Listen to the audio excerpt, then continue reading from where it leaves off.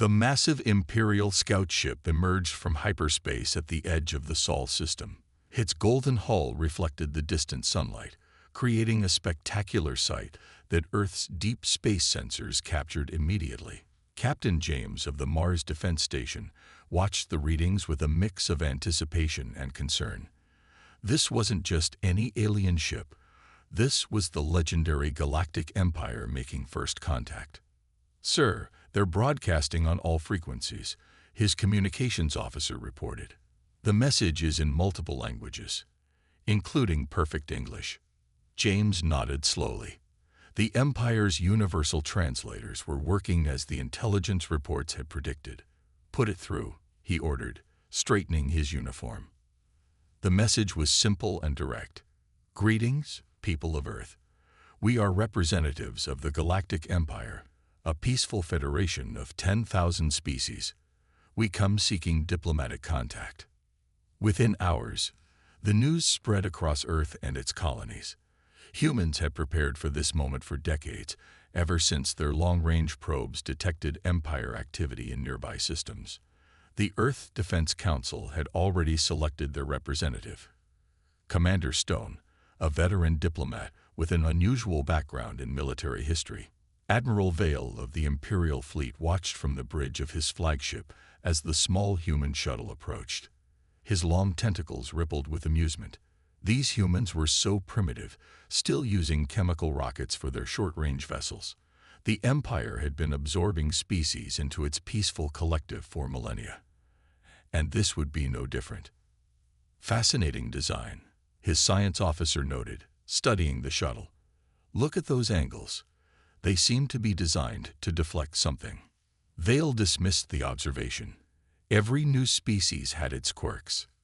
The Empire's strength lay in its ability to help them overcome such primitive concerns and join a greater civilization. The human shuttle docked with surprising precision. Commander Stone emerged, a tall figure in a simple blue uniform. Vale noticed something odd immediately: the way the human moved, always aware of their surroundings, always positioned with their back to a wall. It was behavior Vale had rarely seen in diplomatic meetings. "Welcome aboard the Imperial flagship Eternal Peace," Vale announced through the translator. "We are honored to—" "Admiral," Stone interrupted politely but firmly, "before we proceed with formal greetings, there's something crucial you need to know about humanity." Vale's tentacles rippled again, this time with slight annoyance. In 10,000 years of diplomatic contact, no species had ever interrupted the welcome ceremony. "Please, Commander, the protocols are important, yes," Stone finished. "But what I have to say is more important. You see, we've been watching your empire expand for some time. We've studied your history, your methods of peaceful integration, your technological advancement through cooperation. It's admirable. But humans—" Stone paused, choosing his words carefully. "Humans are different." The Admiral's translator took a moment to process the complex emotions in Stone's voice. "Different?" Vale asked. "Every species is unique, Commander. The Empire celebrates diversity." Stone pulled out a small device and placed it on the table between them. It projected a hologram of Earth's history: cities rising and falling, empires clashing, weapons evolving from spears to nuclear missiles. "This," Stone said quietly, "is how humans advanced. Not through peaceful cooperation, but through constant conflict. We didn't develop faster ships to explore. We developed them to fight. We didn't advance medicine primarily to heal. We did it to keep our soldiers fighting. Every major technological leap in human history is tied to warfare." Vale's tentacles went completely still, a sign of shock in his species. "Surely you exaggerate for effect," he said. "No species could advance through such barbaric means."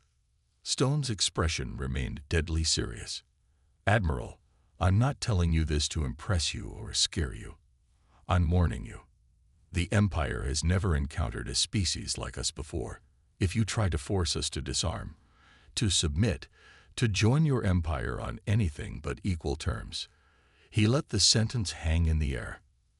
Admiral Vale, who had overseen the peaceful integration of dozens of species, felt something he hadn't experienced in centuries: uncertainty. These humans weren't acting like any species he encountered before. They weren't awed by the Empire's power or eager for its benefits. Instead, they were warning the Empire. The meeting had only just begun, but already Vale sensed that this first contact would be unlike any in Imperial history. The Imperial Council chamber was silent as Commander Stone's presentation continued. The massive curved screen showed images that made several council members turn away. Battles from human history, each more devastating than the last. This, Stone explained, pointing to a picture of trenches stretching to the horizon, was what we call World War I. Millions died. We learned from it, adapted, and then the image changed to mushroom clouds rising over cities. World War II made the first one look small. Admiral Vale's tentacles curled tightly against his body. "These are historical events," he asked, "not entertainment simulations. History," Stone confirmed. "What you're seeing is how humans advanced. Every war pushed us to create better weapons, stronger defenses, faster vehicles. We turned our entire planet into a battlefield. And then..." He paused as the display showed the first Mars colony. "We took those lessons to the stars." An Imperial scientist, Dr. Reed, leaned forward. His crystalline form caught the light as he moved. "Impossible," he declared. "No species could advance through such destructive means. Evolution favors cooperation, not conflict." Stone smiled, but there was no humor in it. On most worlds, perhaps. But Earth was different. Resources were scattered, climates varied drastically, and competition was fierce. We didn't just survive. We became experts at warfare. While your empire was learning to share, we were learning to fight. The council members exchanged troubled looks. They had encountered over 10,000 species, but none had spoke of war with such familiarity, such deep understanding. "These statistics," another council member said, her feathered crest rising in distress, "they cannot be correct. You claim your species went from primitive projectile weapons to spaceflight in less than 300 years. "Correct," Stone said, "because we were always competing, always fighting, always trying to get an edge over our enemies. When we finally united as one world, we didn't lose that knowledge. We turned it toward defense, toward protecting ourselves from any threat we might find among the stars." Admiral Vale stood up, his tall form towering over the human. "You speak of war as if it is something to be proud of," he said, disapproval clear in his voice. "No," Stone replied firmly. "We're not proud of war itself. We're proud that we survived it, learned from it, and now work to prevent it. But," his voice grew harder, "we will never forget how to fight. And we will never give up our ability to defend ourselves." The council's leader, a being of pure energy contained in a metallic shell, spoke for the first time. "You say this is a warning. What exactly are you warning us about?" Stone walked to the center of the chamber, looking at each council member in turn. "We know how the Empire works. You find new species, show them the benefits of joining, and they sign away their military independence. It's worked 10,000 times. But it won't work with humans." He pressed a button, and the screen showed Earth's current military fleet. The ships were smaller than Imperial vessels, but bristling with weapons. "We have spread to every corner of our solar system. Our ships train constantly. Our weapons are always ready. We don't want war. We've seen too much of it. But if you try to force us to disarm..." "Are you threatening the Empire?" Vale demanded, his tentacles turning dark with anger. "No," Stone said quietly. "I'm trying to prevent something that would hurt both sides. You've never fought a species that evolved through warfare. You've never faced an enemy that spent thousands of years perfecting the art of combat. We don't want to show you what we can do. That's why we're warning you now." The energy being's shell hummed as it processed this information. "You believe you could resist the Empire. Our fleet is larger than your entire civilization. Size isn't everything. Stone replied. Just ask the mouse that made the elephant run. Seeing their confused looks, he added, That's a human saying. It means sometimes the smaller, more experienced fighter has the advantage. As the council members began to argue among themselves, Stone watched silently. He had delivered humanity's warning. Now it was up to the Empire to listen, or learn the hard way why humans hoped they would run. 3 days after Commander Stone's presentation, the Empire made its decision. The Imperial flagship's massive hologram appeared in the skies above every major human settlement, from Earth to Mars to the mining colonies on Jupiter's moons. Admiral Vale's image looked down upon humanity with what he thought was benevolent authority. People of Earth and its colonies, his voice boomed through the atmosphere. The Empire has considered your unique situation carefully. We understand your concerns, but the Empire's laws are absolute. All member species must integrate fully into our peaceful collective. In the Earth Defense Council chamber, 50 representatives from humanity's colonies watched the transmission. Commander Stone stood at the window, his face grim as Vale continued. Therefore, we present our requirements for Earth's integration into the Empire. First, all military vessels must be decommissioned within 1 standard galactic month. Second, all weapon production facilities must be converted to civilian use. Third, Earth's defense forces will be replaced by Imperial peacekeepers.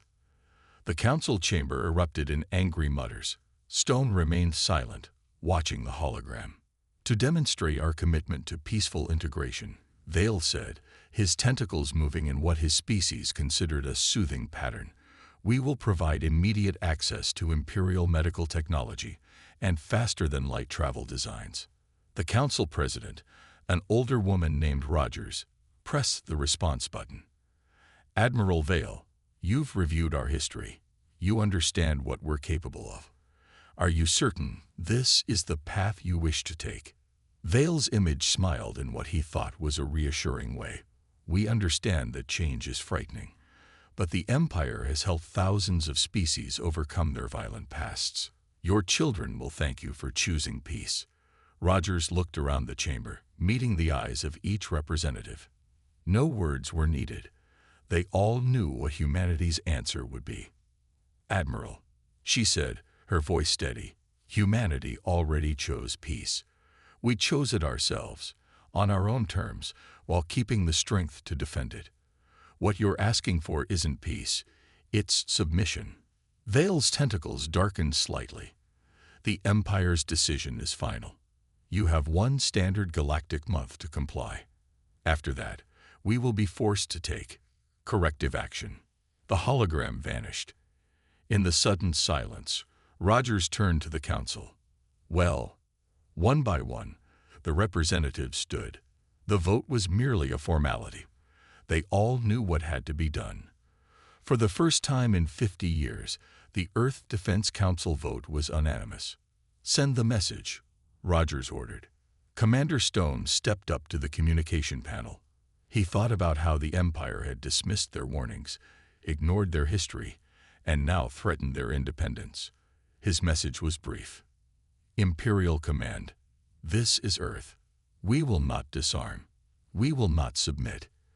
You should have listened when we warned you to run. As Stone sent the message, Rogers was already activating the defense protocols that humanity had prepared for decades. Hidden shipyards throughout the solar system began powering up. Weapon satellites that had been disguised as debris shifted into attack positions.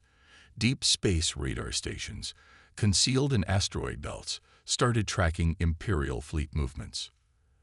They really think we've just been sitting here peacefully all these years, one of the representatives said, watching the defense grid come online. They have no idea what we've been preparing for. Stone nodded.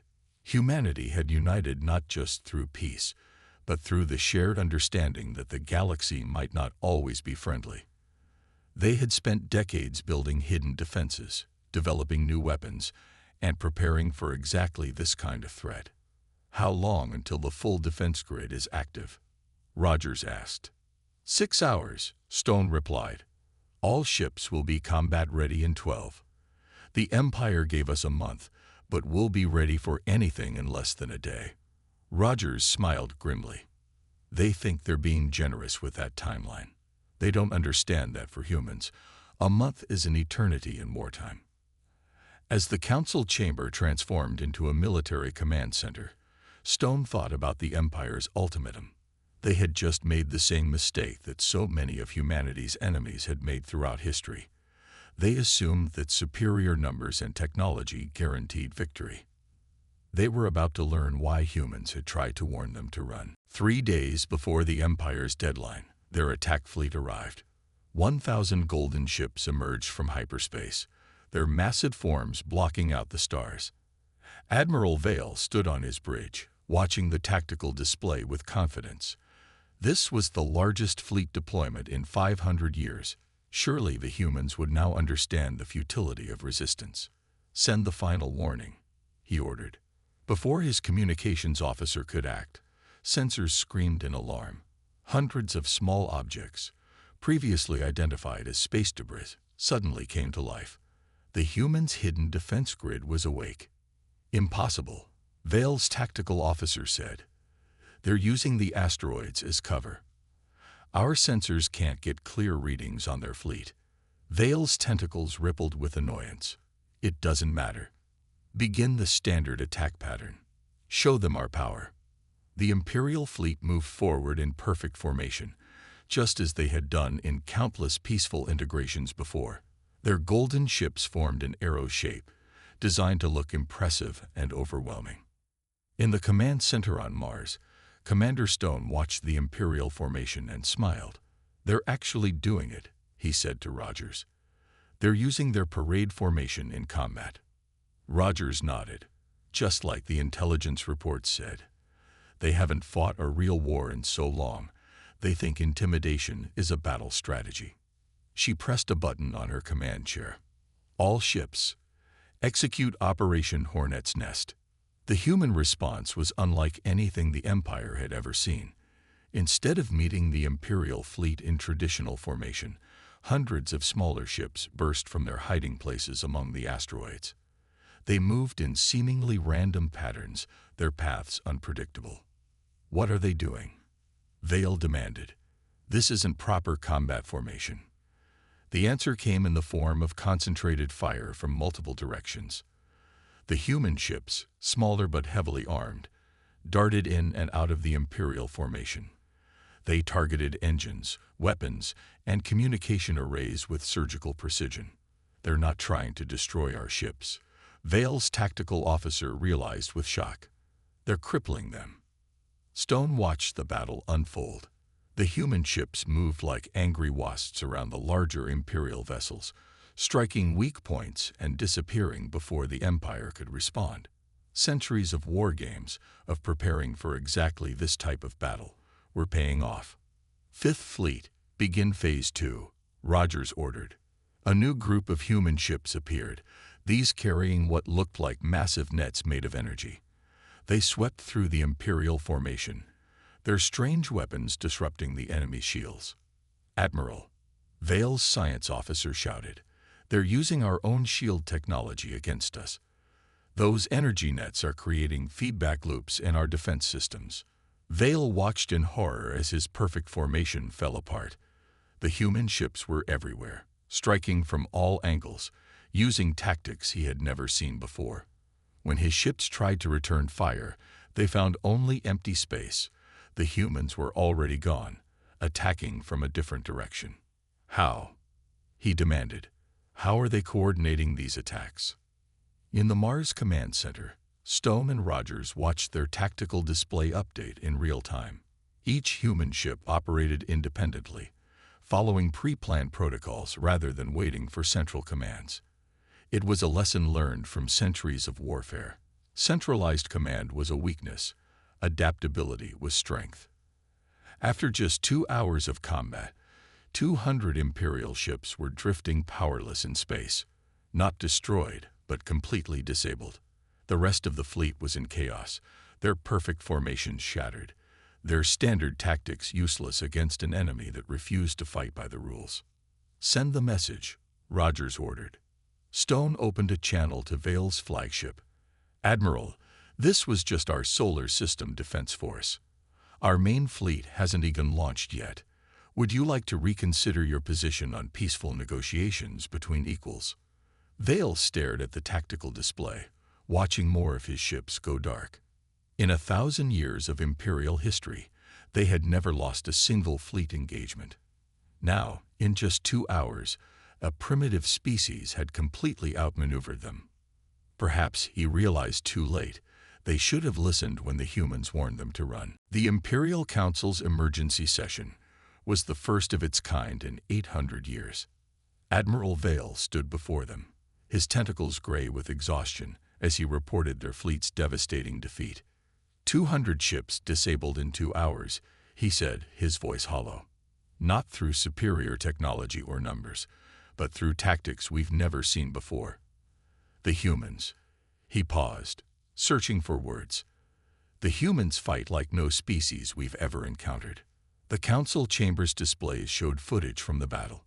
Human ships darting through asteroid fields at speeds the Empire had thought impossible, using space debris as cover, coordinating attacks without central command. "Look at this," Dr. Reed said, his crystalline form vibrating with excitement despite the great situation. He pointed to a particular scene where a human ship was hit. "Their armor doesn't just block damage, it learns from it. Each time we hit them, their defenses adapted." "That's impossible," another council member argued. "Adaptive technology of that level would take centuries to develop." "Unless," the energy beam's metallic shell hummed thoughtfully, "unless you had spent thousands of years constantly trying to overcome new weapons." The humans told us their history, but we didn't understand what it meant. Vale nodded slowly. Every advancement they showed us in their history presentation. Their ships, their weapons, their tactics, they were all developed through actual combat. While we practiced war games, they fought real battles. While we perfected our parade formations, they learned to actually fight. The council watched as more battle footage played. A small human ship dove straight through an Imperial formation, causing 2 larger ships to fire at each other as they tried to hit it. Another group of human vessels used the sun's radiation to mask their approach, something the Empire had never considered possible. "Their entire way of thinking is different," Dr. Reed explained. "Look at how they built their ships. We design ours to be impressive, to show our power. They design theirs purely for combat effectiveness. Every detail, from the angular armor to the distributed power systems, it's all based on actual battle experience." A new hologram appeared, showing an analysis of human military installations throughout their solar system. What the Empire had initially dismissed as primitive mining operations were actually heavily armed bases. Asteroid mining facilities doubled as weapon factories. Weather monitoring satellites contained powerful scanning arrays. "They've been preparing for war since they first detected our empire," Vale admitted. "Not because they wanted to fight us, but because their history taught them to always be ready. When we demanded they disarm, we confirmed their worst fears about us, the energy being finished. We proved that we would try to force them to submit, just as they feared."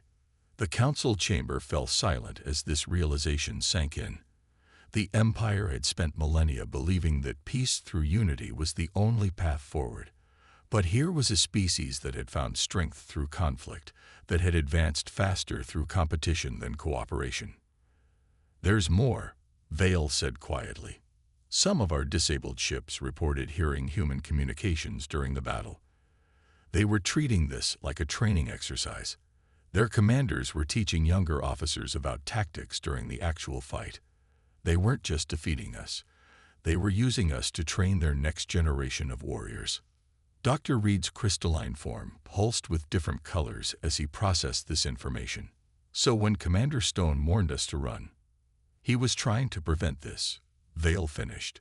"He knew we wouldn't understand until it was too late. The humans didn't want to show us their true capabilities, but we forced their hand." The energy beam's shell glowed brighter as it spoke. "Then we face a choice.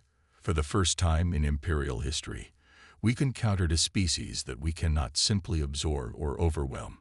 The humans have proved they can defeat our standard tactics. They've shown they understand warfare in ways we never will. So what do we do? Vale looked at the battle footage again, watching a human ship perform a maneuver that Imperial scientists had thought impossible. We learn, he said. For the first time in our history, the Empire must learn. 2 weeks after the first battle, the Empire faced a problem they had never encountered before. Their tactics weren't working.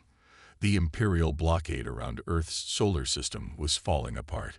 Human ships would appear from nowhere, strike hard at supply lines, and vanish before the Empire could respond. Another supply fleet lost. Vale reported to the Council. The humans are using something they call submarine warfare in space. They power down their ships completely, drift with their engines cold, then power up only when they're right on top of our convoys. The energy beam shell dimmed with concern. How many ships have we lost now? 412 disabled, 107 destroyed by accident when we tried to fire on the human ships. Vale's tentacles curled in frustration, and we haven't managed to destroy a single human vessel. They're too quick, too careful, and too good at running when they need to. But the military losses weren't the Empire's biggest problem. News of the human resistance was spreading across Imperial space. Other species were watching, learning, and starting to ask questions. The Dex system is requesting increased autonomy, a council member reported, her feathers drooping. They say if humans can defend their independence, why can't they? 3 other systems have made similar requests. Dr. Reed's crystalline form flickered with agitation. It's worse than that. Our research stations report that several member species are studying human battle tactics. They're learning things we never wanted them to know about warfare. The council chamber's displays showed the problem. Across the Empire, species that had been peaceful for thousands of years were suddenly interested in military history. They watched footage of human ships using asteroids as weapons, studying how small forces could defeat larger ones. The humans call it asymmetric warfare. Vale explained. They've perfected the art of the smaller force defeating the larger one. And now, others are learning from them. The energy being spun inside its shell, a sign of deep disturbance. We're facing a cascade effect. Every day we fail to defeat the humans, more systems question our authority. Every tactic the humans use successfully becomes a lesson for others. A new alert flashed on the main screen.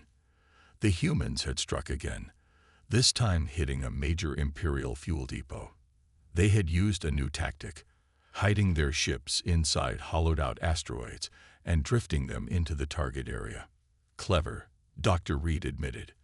They're not just using the same tricks. They're inventing new ones faster than we can counter them. Vale watched the footage of the raid. The humans had timed it perfectly, striking when the depot's defenses were changing shifts. They're studying us, he realized. Learning our patterns, finding our weaknesses. The longer this goes on, the more they learn about us, the energy being finished, while we learn almost nothing about them. They show us only what they want us to see. Reports continue to pour in from across the Empire. More systems requesting independence, more species studying warfare, more signs that the Empire's perfect peace was starting to crack. We could send the main fleet, someone suggested. 10,000 ships. Surely they couldn't stand against that. And if we fail? Vale asked quietly. If the humans defeat our main fleet like they defeated our first attack, the Empire would lose all authority.